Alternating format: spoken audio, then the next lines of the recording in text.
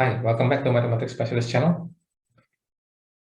This time we're going to discuss about preparation for Math Science and Math Commerce in USW Foundation Studies or UFS. Pembahasan kali ini berdasarkan pertanyaan dari orang tua mengenai persiapan untuk mengambil Foundation Studies, terutama untuk bidang studi matematika. Nah, sekarang kita akan lihat bagaimana sebetulnya persiapan untuk masuk ke Foundation Studies, terutama untuk anak-anak yang masih dikategorikan dari sekolah nasional ataupun yang baru selesai kelas 10 ataupun kelas 11. Jadi yang pertama adalah akan dilakukan namanya diagnostic test atau tes yang digunakan untuk mendiagnosa beberapa poin dan juga akan dilakukan interview untuk mengetahui lebih jauh validitas dari hasil tes yang sudah dilakukan, termasuk juga berdiskusi dengan orang tua mengenai hasil tersebut.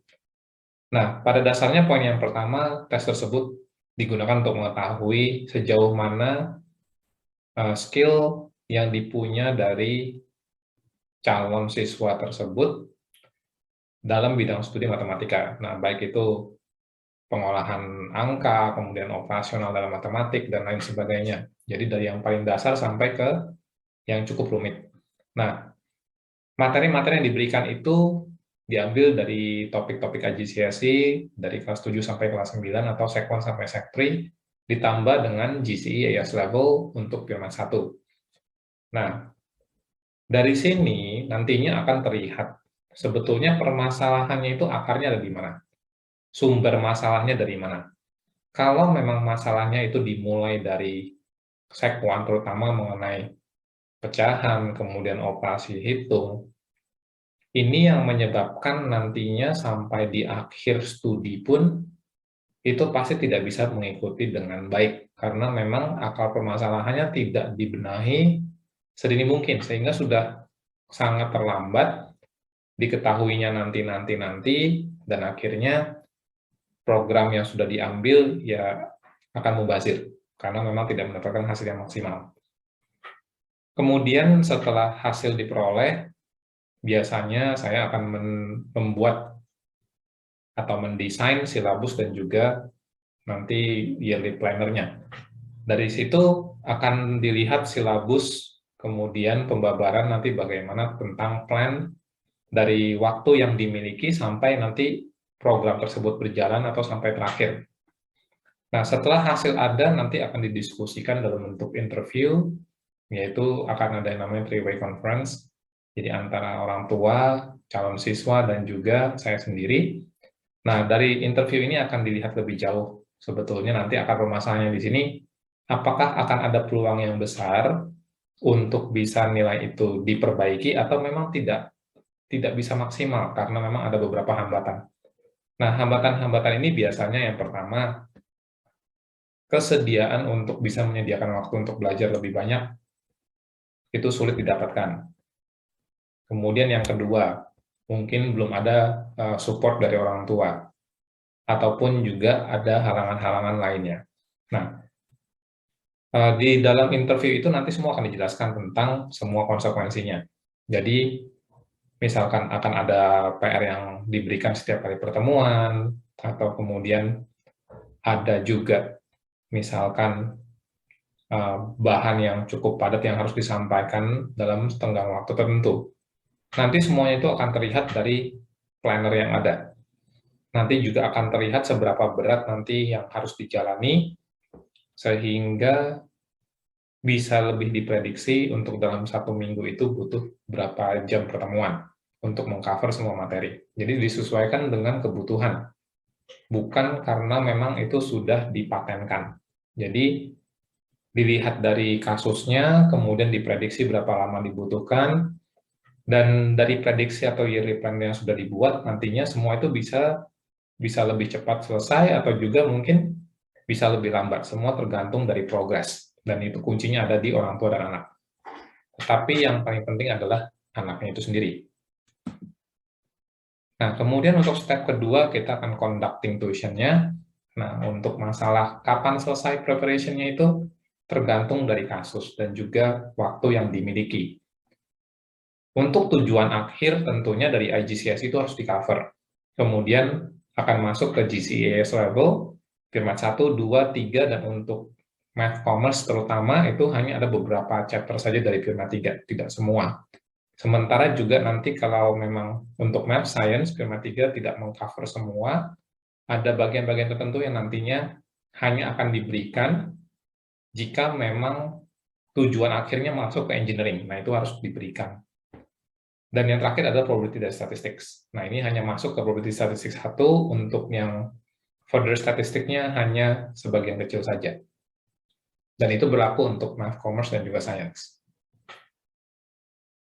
Untuk conducting tuition disarankan harus dimulai sebelum foundation studies itu dimulai.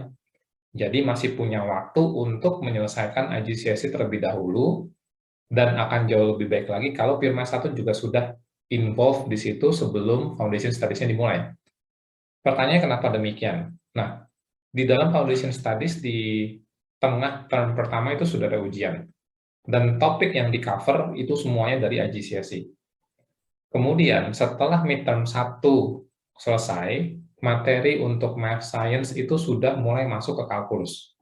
Jadi mau tidak mau, Firmat 1 memang sudah harus diberikan sebelumnya. Sehingga untuk nantinya masuk ke dalam foundation studies, itu tidak terasa berat sama sekali. Karena minimal pondasinya sudah ada.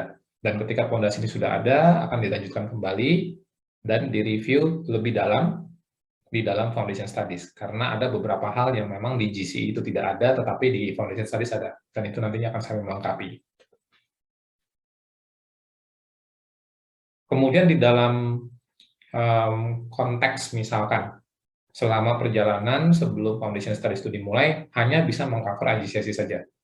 Misalnya, programnya dijalankan tidak intensif, kemudian tengah waktunya sudah selesai, bagaimana kemudian harus mengejar di saat setelah foundation studies itu berjalan. Nah, itu biasanya memang akan jauh lebih berat, karena segala sesuatunya harus lebih intens. Jadi dalam 1 minggu bisa saja tiap hari, Senin sampai Jumat, itu bergulir terus tanpa ada libur, kecuali di weekend. Dan untuk kasus-kasus tertentu, kalau memang yang sudah sangat berat, itu mungkin bisa memakan waktu bisa sampai 6 hari per minggu. Jadi, segala sesuatunya yang memang sudah dipersiapkan lebih baik, tentunya nantinya akan jadi jauh lebih ringan pada saat foundation studies sudah dimulai.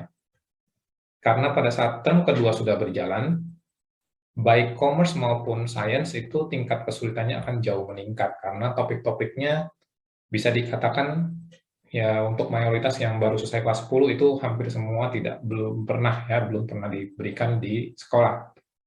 Jadi untuk anak-anak yang memang belum selesai kelas 12 itu biasanya lebih mengalami ada shock pada saat mereka sudah masuk ke midterm pertama dan selesai di situ. Jadi materinya sudah benar-benar baru. Kemudian seperti yang sudah disampaikan bahwa nanti akan ada homework. Tujuannya adalah harus ada latihan. Latihan ini nantinya akan membiasakan tentang kasus-kasus yang ada dari setiap konsep. Nah, kalau latihan ini tidak diberikan dan tidak dikerjakan, itu sama saja dengan konsep yang akan mubazir. Jadi konsepnya belum dapat, belum di-grab, kemudian tidak ada juga experience di sana, sehingga bisa dipastikan nantinya untuk ujian akan jadi jauh lebih menyeramkan, pertama. Yang kedua, jauh lebih tidak siap. Dan yang ketiga, konsep pemahamannya nantinya untuk problem solving juga akan jauh lebih sulit untuk bisa dipecahkan. Dan untuk itu dalam menjalankan tuition itu nantinya semua progres akan dimonitor, baik segi akademik maupun non-akademik. Dan terutama di sini lebih ke arah learning habit dan tanggung jawab. Dan laporan ini nantinya akan diberikan ke orang tua minimal 1 bulan sekali. Dan kalau untuk kondisi tertentu bisa saja diberikan dalam kondisi misalkan setelah 6 bulan sekali, dan itu biasanya hanya terjadi pada konteks anak-anak yang memang sudah melakukan tanggung jawabnya secara penuh, sudah disiplin. Progresnya pasti bagus, itu biasanya nggak akan diberikan report dalam bentuk bulanan. Dan kasus seperti itu biasanya cukup jarang. Dan yang terakhir bahwa tuition ini nantinya akan sejalan dengan math science ataupun math commerce ketika sudah masuk ke Foundation Studies. Apa maksudnya akan sejalan dengan itu? Karena di dalam masa persiapan tadi kan belum semua topik diberikan. Nah, nantinya sembari jalan di dalam Foundation Studies, tuition akan terus di-emphasize dari materi-materi yang memang belum diberikan, dan kalau nanti sudah masuk ke dalam ranah atau suatu bab yang memang benar-benar belum diberikan juga, itu semua harus direncanakan minimal 1 atau 2 bulan sebelumnya. Jadi itu hanya bisa dilakukan oleh khusus orang yang memahami kurikulum di Foundation Studies maupun juga kurikulum lainnya. Dan dalam konteks ini saya menggunakan kurikulum dari Singapura untuk IGCSE-nya, sementara untuk GCE saya menggunakan Cambridge. Nah, Cambridge dengan Foundation Studies, Math Science ataupun Math Commerce itu akan sejalan. Jadi nantinya akan diberikan beriringan, karena sudah ada tendensi di beberapa tahun belakangan ini, soal ujiannya jauh lebih sulit. Itu menurut keterangan dari anak-anak yang menggunakan kurikulum baru 2020. Nah, karena ujiannya itu jauh lebih sulit, dan kalau diperhatikan soal latihannya sebetulnya juga lebih menjurus ke arah GCE. Jadi, kalaupun nantinya ini semua akan berjalan beriringan, tentu akan menjadi benefit untuk anak. Dan itu pastinya akan menjadi persiapan yang sangat baik untuk di uni. Kemudian ada banyak pertanyaan yang memang sering ditanyakan. Yang pertama, apakah itu efektif kalau memang dilakukan secara online? Selama ini, dalam 2,5 tahun terakhir, semenjak pandemi berjalan, semua transisinya ke arah online, dan itu full online. Dan dalam menjalankan tuition, so far selama ini semuanya oke. Jadi efektivitas untuk masalah online ataupun offline, intinya kalau anaknya tidak mau belajar, ya tidak mau belajar, berarti tidak efektif. Dan support dari orang tua di sini sangat penting. Dan dalam hal efektivitas yang menentukan adalah ya si guru tadi. Kalau gurunya efektif, ya otomatis meskipun itu online ataupun offline, ya akan efektif. Kalau memang tidak efektif, ya tidak efektif. Jadi so far, saya tidak ada kendala sama sekali. Jadi secara ini, dan sejauh ini, online semua dilakukan tanpa adanya offline sama sekali, dan itu semua bisa berjalan dengan baik, dan semua mengcover materi. Yang kedua, pertanyaannya adalah yang paling sering, kenapa harus mulai lagi dari GCSE? Mulai lagi dari basic-nya. Sebetulnya kalau memang hasil tesnya itu baik, ya tidak harus dari GCSE kembali. Nah, kalau misalkan ada yang dalam konteks lain, contohkan mau mengambil programnya GCA level, dan sekarang sudah kelas 12. Untuk mengulang kembali dari GCSE ya tidak mungkin. Satu, tidak ada waktu. Yang kedua, untuk A-level saya harus selesaikan 4 buah buku, 4 buah topik. Jadi minimal kalau buku Cambridge kita butuh 3. Jadi Pure Maths 1 buku lagi Pure Maths 2 dan 3, 1 buku mekanik, dan 1 lagi buku Probability Statistik 1. Nah, untuk mengejar 4 buku tadi, yang paling cepat saja itu yang pernah saya lakukan, itu dalam waktu 5,5 bulan, menyelesaikan materi A-level dari awal. Meskipun anaknya sudah pernah belajar di sekolah, diberikannya AS level, Pure Maths 1 sudah selesai, Probability Statistik 1 juga sudah selesai, tapi saya harus ulang lagi semua. Karena aiming-nya harus ke arah A-star. Jadi kalau A-star ya, mau tidak mau ulang lagi dari pertama, dari basic-nya di Pure Maths 1. Nah, pertanyaan berikutnya, kalau mau masuk foundation, apakah mungkin kalau saya mau mulainya dari Pure Maths 1 saja? Kembali ke pertanyaan kedua sebelumnya, ya kalau memang hasil tesnya bagus, ya IGCSE-nya tidak perlu dilakukan lagi untuk di-cover. Dan itu bisa mulai dari Pure Maths 1. Dan sempat ditanyakan juga, kalau misalkan persiapannya aja sebelum masuk foundation, terus nanti foundation saya maunya gimana? Apakah mau diteruskan tuition-nya atau tidak? Itu kembali dari keputusan orang tua dan siswa. Maunya seperti apa? Nah, kalau memang programnya maunya berkesinambungan dan hasilnya maksimal, tidak bisa diputus. Kalau diputus, ya sama dengan melakukan pekerjaan hanya setengah jalan saja. Nah, itu kembali lagi dari pembicaraan di awal pada saat interview, dan juga pada saat diskusi mengenai program tuition yang diinginkan. Kemudian pertanyaan berikutnya, apakah kita punya PR? Karena ya saya sibuk A, sibuk B, sibuk C, sibuk D. Kembali lagi, homework di sini sifatnya itu adalah wajib. Jadi kalaupun memang tidak bisa berkorban untuk mengerjakan homework, ya tentu tidak bisa ekspektasi terlalu banyak. Nah, biasanya yang konsep seperti ini nantinya akan mencapai suatu titik di mana biasanya tulisannya tidak akan berjalan dengan baik. Nah, itu nanti biasanya akan berhenti di tengah jalan. Pertanyaan berikutnya, biasanya adalah why is it very costly? Untuk masalah costly, to be honest, ya sejujurnya kalau kita harus mengulang semua lagi dari basic, itu artinya saya harus melakukan coverage dari paling pertama, dari basic-nya, yang dulunya sekolahnya, misalkan kasus yang sekarang terjadi adalah dari kelas 7-nya itu bilangannya aja sudah tidak bisa. Menghitung pecahan sudah tidak bisa. Jadi ketika menghitung pecahan sudah tidak bisa, kemudian order of operation juga berantakan. Misalkan antara penjumlahan dengan perkalian mana yang harus dilakukan dulu. Yang dilakukan adalah penjumlahan dulu, ya ternyata salah.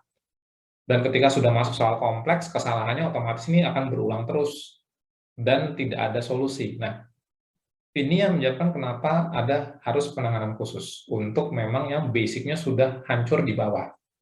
Itu sebabnya kenapa mesti di-cover lagi dari sesi, dan itu gunanya diagnostic test. Dan di samping masalah ini tentunya ada learning habit. Biasanya juga karena memang learning habit-nya juga tidak baik, misalkan tidak pernah mau latihan, tidak mau review, tidak mengerjakan PR, dan lain sebagainya. Dan di poin terakhir, itu masalah untuk designing kurikulumnya. Dan di saat tuition itu berjalan dengan foundation studies, ini yang membawa posisi paling sulit, karena materinya harus sejalan. Dan terus terang itu tidak mudah untuk melakukan hal seperti itu. Dan yang terakhir, what is the best outcome if the students have no basic at all in math for foundation studies? Kasus yang sekarang sedang saya tangani, ya anaknya memang tidak ada basic sama sekali. Jadi dari kelas 7 atau sec 1-nya nilainya bagus, sampai sec 4, jadi kelas 10. Tapi ketika dilakukan diagnostic test, itu hanya dapat 3%, 4% dari 100%.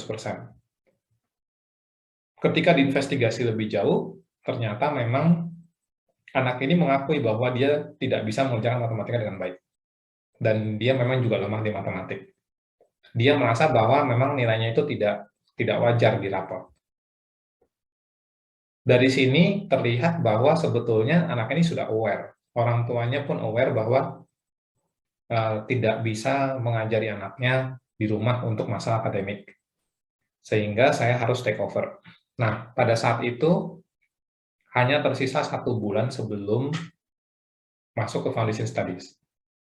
Dan itu yang saya lakukan adalah memberikan intensive course. Jadi setiap hari dari Senin sampai Jumat itu untuk mengajar IGCSE-nya dulu. Jadi sambil jalan kurang lebih itu hampir 2,5 bulan, hampir 3 bulan IGCSE-nya selesai. Nah, setelah itu selesai midterm 1, jalan kembali mulai masuk ke week 8, dia sudah mulai masuk ke Pirmat 1, dan itu sejalan dengan Messi-nya. Nah, disinilah posisi yang paling sulit. Karena memang kita bertemunya pada saat 1 bulan sebelum foundation studies itu berjalan, jadi baru ada request dari orang tuanya, dan saat itu langsung jalan sehari. Jadi beberapa hari setelahnya langsung berjalan tuition, setelah ada agreement. Dan di sini anaknya harus kerja keras, dan dia sudah menyanggupi semua konsekuensinya, sudah ada komitmen, dan hasilnya ya memang progresnya cukup baik. Dari midterm pertama ke akhir term pertama hasilnya sudah bisa masuk ke C. Jadi kalau tadinya diagnostic test hanya dapat 3%, 4%, sekarang sudah bisa C, itu sudah kategorinya sudah cukup baik. Dan sekarang masih ongoing untuk term kedua, masih cukup banyak waktu untuknya bisa berkembang lagi, dan saat ini masih dalam penyelesaian bab terakhir, yaitu di normal distribution. Karena topik ini nantinya akan diberikan dalam tenggang waktu 2-3 minggu ke depan di foundation studies. Jadi harus memang sejalan. Jadi untuk penyelesaian ini, memang untuk term kedua belum pasti, tapi saya bisa prediksikan itu hasilnya paling tidak bisa B.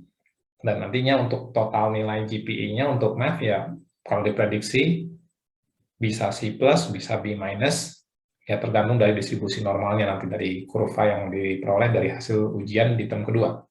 Jadi untuk kalau ditanyakan best outcome itu tidak pasti dan itu semua masih sangat tergantung dari progres yang dilakukan dari satu pertemuan ke pertemuan yang lain. Dan di sini yang paling penting untuk saya adalah dua hal. Yang pertama, siswanya itu mau bekerja keras, mau belajar dengan baik, memenuhi tanggung jawabnya, dan kedua, support dari orang tua saya butuhkan secara penuh, dan kepercayaan ini sangat diperlukan. Dan ketika dua hal ini sudah sejalan, maka saya bisa melakukan segala sesuatunya dengan baik, nanti hasil akhirnya seperti apa, pada umumnya tidak akan ada kegagalan. Dan itu adalah sesuatu yang saya pegang dari dulu. Semoga penjelasan ini cukup mendetail dan juga bisa menjawab pertanyaan banyak orang yang memang bertanya-tanya seperti apa preparation-nya, tulisannya seperti apa, kemudian prosesnya seperti apa, dan bagaimana nanti menjalankannya. Secara teknikal, gambaran umumnya ya seperti ini. Dan saya harapkan untuk calon-calon siswa yang ingin mengambil Foundation Studies, tolong jangan menganggap remeh Foundation Studies, karena di luar sana banyak sekali yang mengatakan bahwa oh Foundation Studies itu mudah, math-nya itu gampang. Untuk tahun 2020 ini itu semuanya sudah berubah. Jadi kalian bisa melihat di video saya sebelumnya bahwa kurikulumnya itu sekarang jauh lebih padat, kemudian sistem assessment-nya juga jauh lebih berat. Jadi kalau dari term pertamanya memang sudah tidak baik, biasanya nanti term keduanya juga akan jatuh. Dan kalau sudah di total, ya nantinya akan ngambilnya porsinya 50-50, jadi half by half. Nah, itu yang membuat kenapa kondisinya itu berat, sehingga untuk mendapatkan GPA yang baik, kalau mau dapat A atau A+, itu dari pertama sudah harus konsisten A atau enggak A+, dari midterm pertama. Jadi kalau dari pertamanya sudah tidak A+ atau A, biasanya di akhirnya nanti A+ itu sudah jadi mustahil. Jadi kurang lebih seperti itu yang bisa saya sampaikan. Semoga semuanya berguna untuk semua yang menonton video ini. Thank you for watching my channel. See you next time. Bye-bye.